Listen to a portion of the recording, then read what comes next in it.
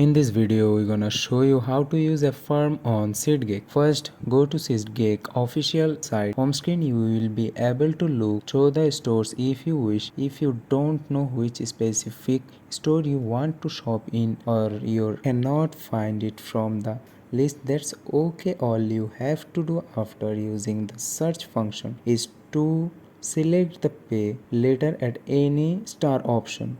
As you can see, when you search for any star, you will be able to select pay with a one-time use virtual card at the top of the search results. Select this option and you will be prompted to include the amount that you want to spend in here. It is very important that you include the exact amount that you wish to spend or maybe an approximate. Be sure to include the text and the shipping cost if applicable. Once you select continue, a firm will perform a check to see if you are eligible for the card. If everything looks in order, you will be given the card with the amount specified. As you can see, you will be able to note down all the details, or if you wish, you have access to a digital wallet. Click save to your phone at the bottom of the screen. You will then be able to add this card to something like Google Play Pay or Apple Wallet. Alternatively, you can present the card number, expiration date, and the code. As long as you generate this card and add it to a digital wallet or use its credentials, you will be able to use your firm virtual card in store. I hope I was able to help you. That's how you can use a firm on SeatGeek.